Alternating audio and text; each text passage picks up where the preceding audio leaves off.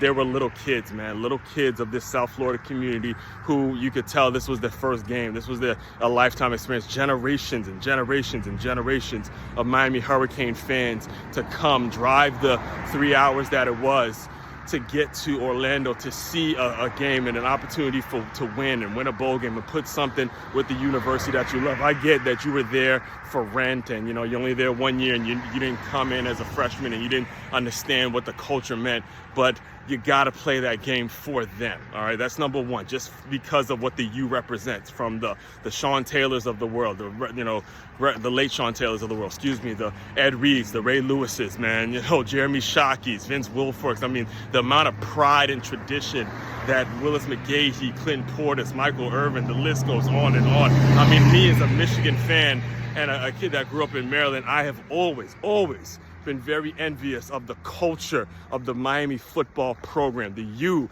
in the 80s. I mean, the amount of pride that goes into that program, something in you got to feel compelled to say, I got to go out here and compete, man. I just got to do it because I'm wearing the orange. I got the U on my helmet. I see the culture. I see exactly what I'm a part of. Something in you got to say, I want to compete. I got to play this second half. It's 2 quarters. You started it. You already warmed up. Go in there, do your thing, play your ass off and be done with it and go, make your money in the NFL. But the fact that you don't play those 2 quarters when you could have, there's something, and there's no real explanation that neither him nor Mario Cristobal gave.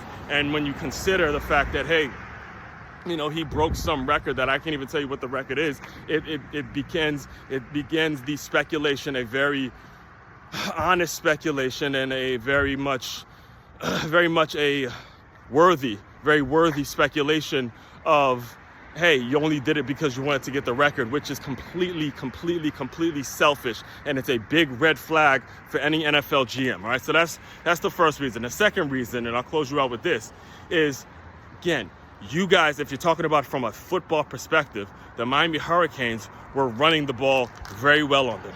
All right, they in fact, when the second string quarterback got in, they damn near they played well enough to win the game without having to throw the ball at all. They just pounded the rock,